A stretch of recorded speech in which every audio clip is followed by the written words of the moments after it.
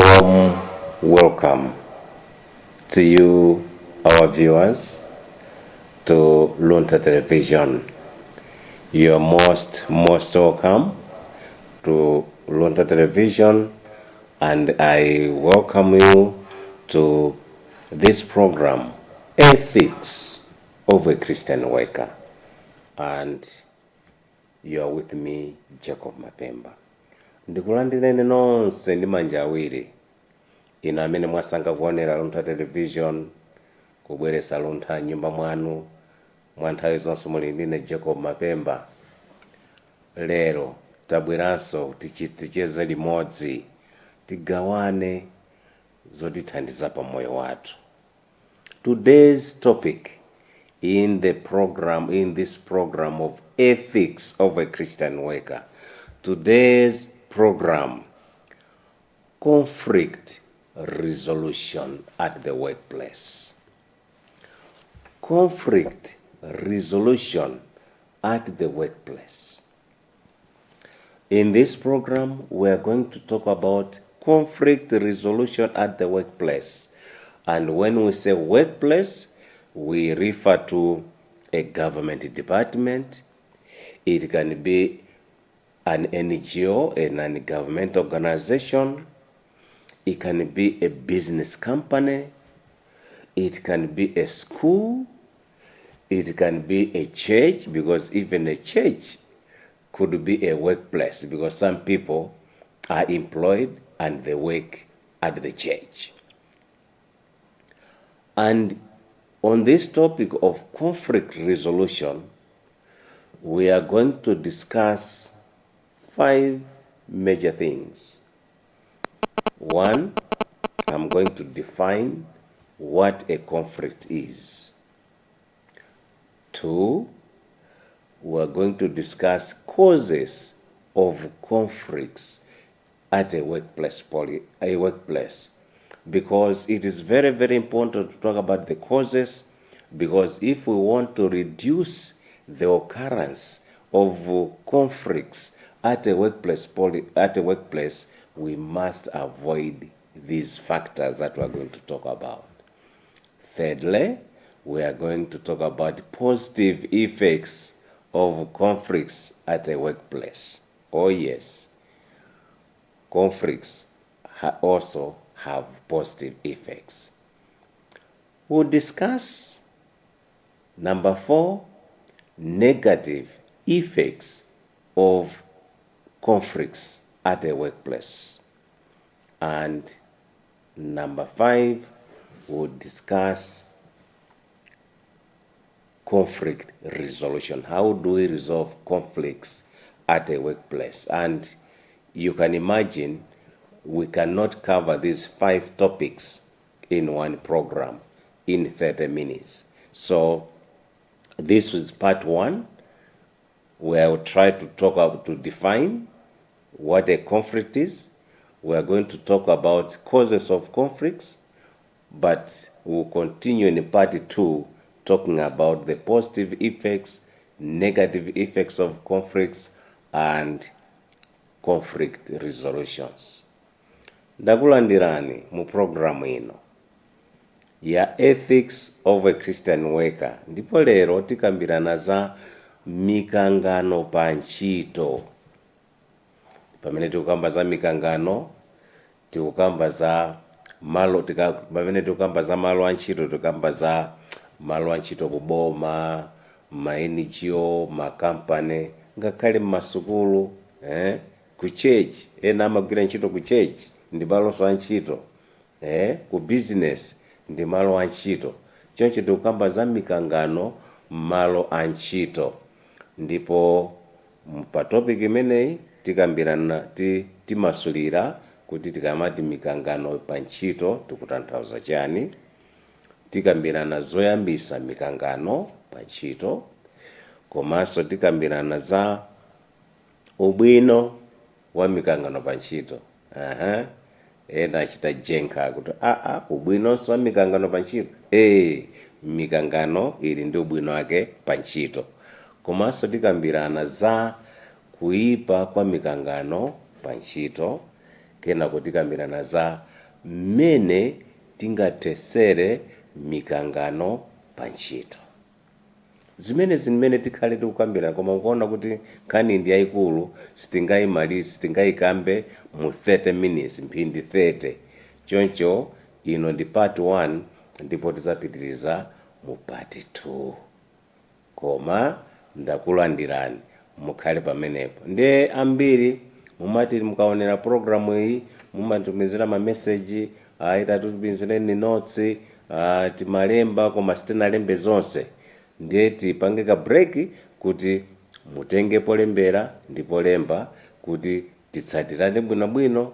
Ngati mufuna kulemba mukhoza kulemba bwinobwino, koma pakali patipange break timvere nyimbo iyi ya St. Pius Choir ku Luntha auti inde mtima wanga.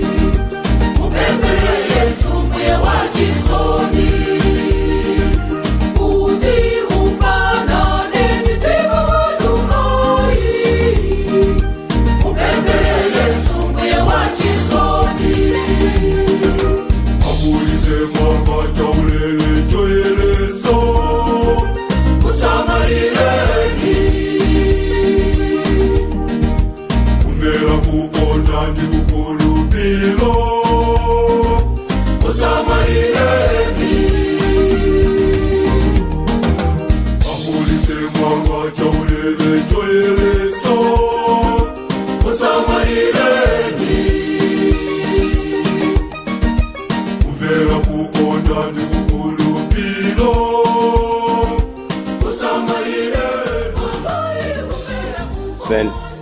Pius Choir ku Luntha ati inde mtima wanga. Inde mtima wanga amayi usamalireni Satana maesero, koma inuyo musamalire mtima wanga musungise kwa Yesu Kristu. Zikomo kwambiri ino a St. Pius Choir ku Luntha. Conflict resolution is our topic today, and we begin by defining what is a conflict. A conflict is a serious disagreement or argument between individuals and groups. Please mark the word serious. A conflict is a serious disagreement or argument between individuals and groups. We always agree, we may disagree, we may argue on daily basis, but not all arguments, not all disagreements are conflicts. But a conflict is a serious disagreement, a serious argument between individuals and or groups at the workplace. So individuals could be between two people, between headmaster and and deputy head, between the chief executive officer and finance manager, between a guard and a guard. Groups at a workplace, it may be a conflict, a disagreement, a serious disagreement or argument between management and the juniors. Could be a serious disagreement or argument between a department and another department. In a school setup, a conflict could be a serious disagreement or argument between management and the students. So a conflict is a serious disagreement or argument between individuals and groups. And on the onset, I want to say conflicts at the workplace are unavoidable. They're unavoidable because every organization is made up of people with different expectations, different backgrounds, different interests, different beliefs, different values, different political aspirations, different expectations. And some people have said, where there are people, there's conflict. So a conflict, no organization can say, we do not face any conflict, because where there are people, there's a conflict. Conflict pachichewa ndi mikangano. Mikangano ndiye kuti kusemphana maganizo, kusemphana zoyankhula, kusemphana zochita pa ntchito. Ndipo kusemphana kumeneku kukhoza kukhala pakati pa anthu awiri pa ntchitopo kapena gulu. Kukhoza kusemphana maganizo, kusemphana zoyankhula, kusemphana zochita pakati pa abwana ndi majunior awo. Zikhoza kukhala kusemphana pakati pa department ndi department, kusemphana zochita, kusemphana zolankhula. Mkangano ukhoza kukhala kusemphana zolankhula, kusemphana zochita pa sukulu pakati pa management kapena administration ndi ophunzira. Ndipo anthu amene amadziwa za mikangano amanena kuti pamene pali anthu pali mikangano. Choncho malo a ntchito ena aliwonse zimapezeka kuti ndithu nthawi zina pali mikangano. So a conflict is a serious disagreement or argument between individuals and groups. What are the causes of a conflicts at a workplace? Why do conflicts arise at a workplace? And this is very, very important, because when we are aware of these causes and we try to avoid them, we can afford to reduce the number of conflicts in our organization. I repeat, I want you to keep company, listen to these causes, because when you avoid these causes, you reduce the number of conflicts in your workplace. Tikamba tsopano zimene zimayambisa mikangano pamalo a ntchito, ndipo zimene zinzofunika chifukwa tikazidziwa ndiye kuti tikapewa nkhani ngati zimene tikambezi, ndiye kuti mikangano imakhala yocheperako pa ntchito. Causes of conflicts at a workplace. Number one, different expectations. Different expectations. There can be different expectations between management and the juniors. The management think the salaries that they are paying their staff are adequate, depending on the sources of funding, depending on the profit the company is making. They may think that the salary they are giving to the staff is adequate.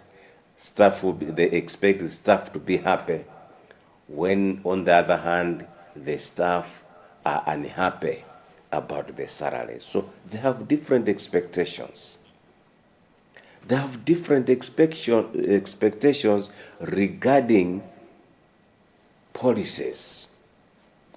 Well, management think they have good policies, they have the best policies.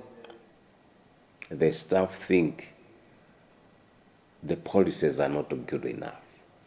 The staff are not happy with the policies, be it allowances, be it salaries, be it transport allowances and other things. So one thing that brings conflict in an organization is different expectations. So it is important to know what are the expectations of each group, and how do you manage those expectations. Otherwise, if you do not manage those expectations very well, a conflict is going to arise. Chinthu choyamba chimene chimabweresa mkangano pakati pa anthu kapena pakati pa magulu mabwana ndi mastafu mu company ndikuti amakhala ndi ziyembekezero zosiyana. Pamene mabwana kuona kuti malinga ndi kupeza kwawo, maprofit amene amapeza, salary imene akuyembekeza kuti salary imene akuwapasa antchito awo akondwera, akhutira nayo, pomwe kumbali ina mastafu sakukhutira ndi salary. Different expectations, kuyembekeza zosiyana kumabweresa mikangano. Choncho tikadziwa kuti tili ndi ziyembekezo zosiyana, tione kuti njira kuti ziyembekezo ziwirizi tizibweresa bwanji pa, koma tikalephera mikangano ibwera. Cause number 2 of conflict at the workplace is favoritism or unfair treatment. Favoritism or unfair treatment. Favoring certain individuals when it comes to salary, when it comes to promotions, when it comes to benefits, when it comes to field trips, when it comes to education opportunities, when it comes to disciplinary actions. When there is favoritism or unfair treatment, a conflict is going to arise. Two individuals commit the same offense, but management decide to punish one individual and not the other. Or management decides to give a lighter punishment to one individual and not the other. That brings conflict.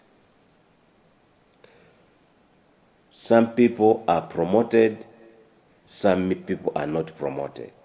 Some people get huge salary increment while others get small salary increment.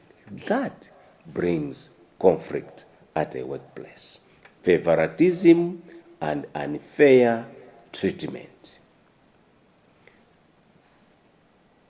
Mikangano pa ntchito imabuka chifukwa chachiwiri ngati pali kukondera pa nkhani ya masalale, ena kupasidwa salale yayikulu, ena kupasidwa salale yaying'ono. Kukatha chaka pacha, ena kuonjezera salale ija, kuonjezera ndalama yayikulu, ena kuonjezera salale yochepa. Ena kuachita promote, ena kutha zaka pomwepo zaka osachita promote. Ena pa ntchito pomwepo akupasidwa mwayi wopita ku sukulu, ena sakupita ku sukulu. Pa ntchito pomwepo ena akalakwa akulandira chilango chokhwima, ena sakulangidwa ndikomwe.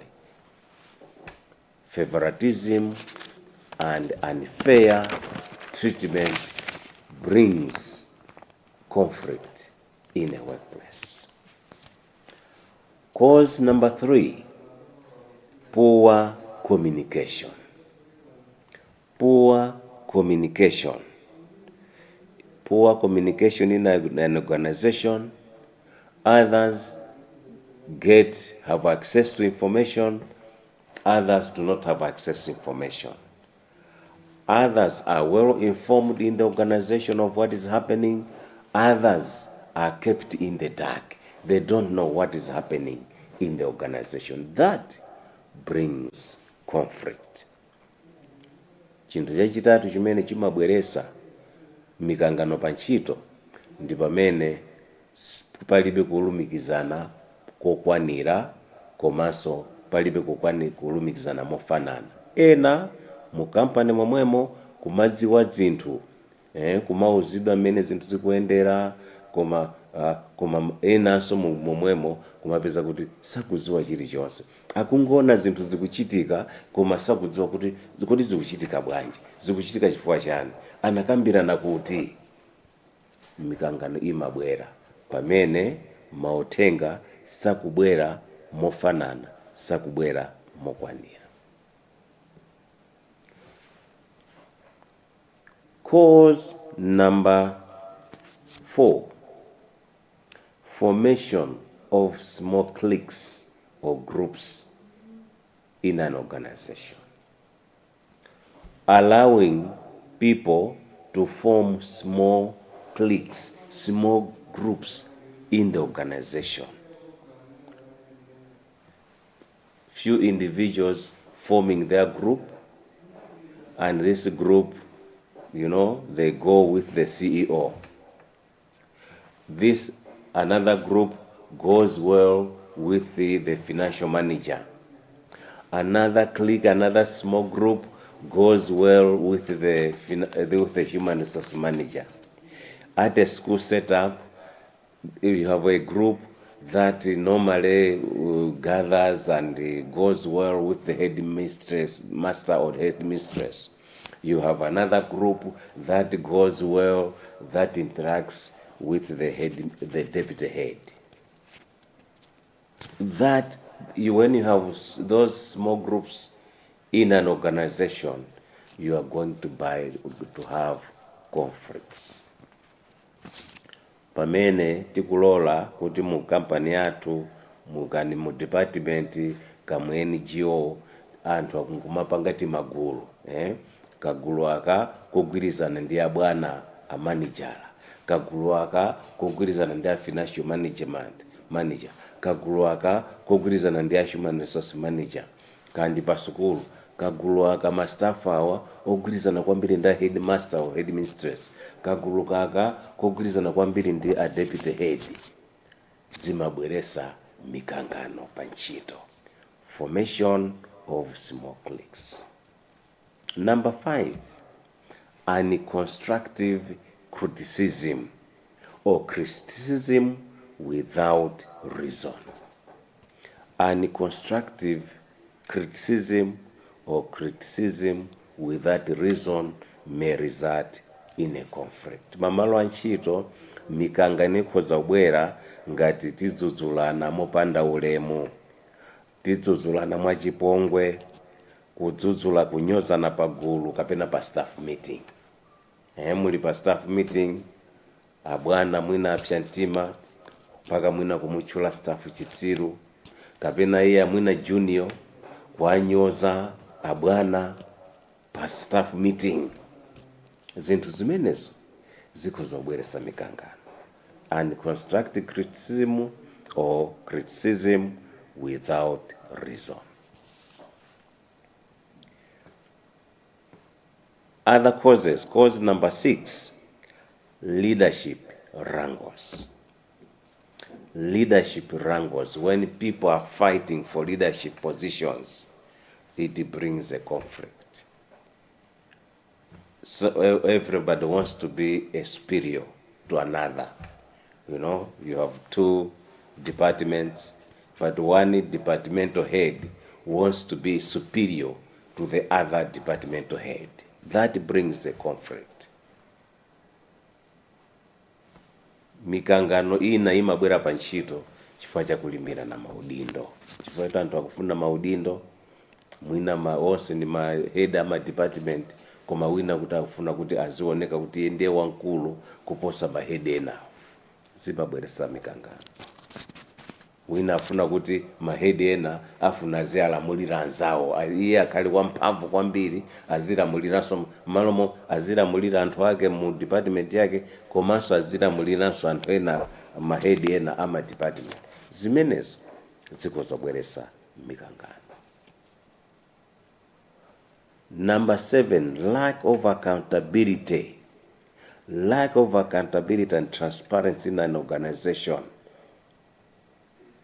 brings conflict. When management is doing things, is hiding information, they are doing things in the dark, the staff, the rest of the heads of departments are not aware of what is happening. They are not, if it is a company, they don't know how much profit the company is making. Lack of accountability and transparency brings conflict, because if staff don't know how much profit the organization is making, they'll have wild expectations when it comes to salaries. They will come with wild expectations when it comes to benefits. They will be demanding things that the organization, the company cannot accept, cannot afford. So lack of accountability and transparency brings conflicts. Number 7, chifukwa chimene chimabweretsanso mikangano ndi pamene company, mabwana, maofesi sakuchita zinthu poyera, sakuwauza anthu mmene company kuyendera. Ndiye mapeto ake mastaff amakhala ndi zoyembekezera zambiri, mwina chifukwa sakudziwa kuti kodi maprofit amene business ikupanga, company ikupanga ndi ochuluka bwanji, kodi ndalama ngati NGO zimene mukulandira kwa madona ndi zingati. Ndiye chifukwa cha anthu sadziwa, zimapezeka kuti mastaff amakhala ndi zoyembekezera zambiri, amafuna salary yaikulu, amafuna allowance ochuluka, chifukwa choti sakudziwa kuti kodi department ife timalandira ndalama zingati pa mwezi ngati department ya boma. Sadziwa, palibe, simukuchita zinthu poyera, ndi anthu amakhala ndi zoyembekezera zambiri. Ndi akaona kuti zoyembekezera sizikukwaniritsidwa, pomwepo mikangano yayamba. Lack of accountability and transparency. Now, cause number 8, sexual harassment. Sexual harassment, nkhanza pakati pa abambo ndi amayi. Number 10, lack of trust. Lack of trust between management and the juniors, among the heads of departments. If there's lack of trust for whatever reasons, they are going to have conflicts. Kusakhulupirira pachito mwina mabwana ndo atsatirawo, ngati sakukhulupirirana zimapezeka kuti mikangano yayambika.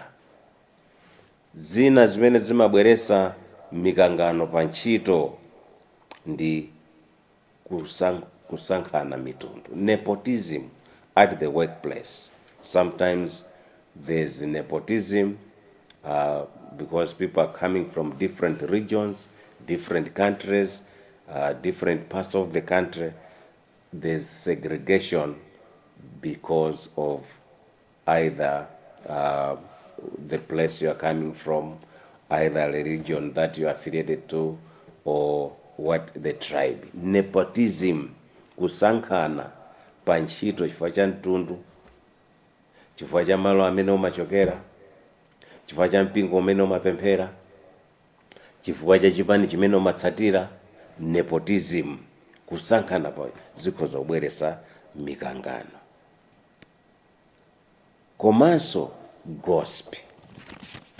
One cause of conflict is gossip at the workplace. There are some people who are very good at gossiping about others, telling lies about others, fabricating lies about others, spreading fake news about fellow workers.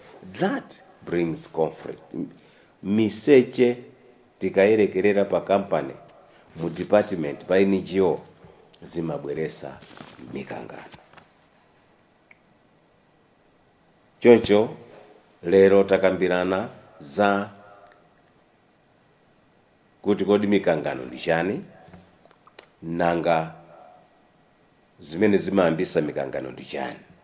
Today we have defined what a conflict is, and we have talked about 11 or 12 causes of conflicts that, if avoided, it is possible to reduce the occurrence of conflicts at a workplace. In the next program, in the next episode, we will talk about the positive effects of conflicts.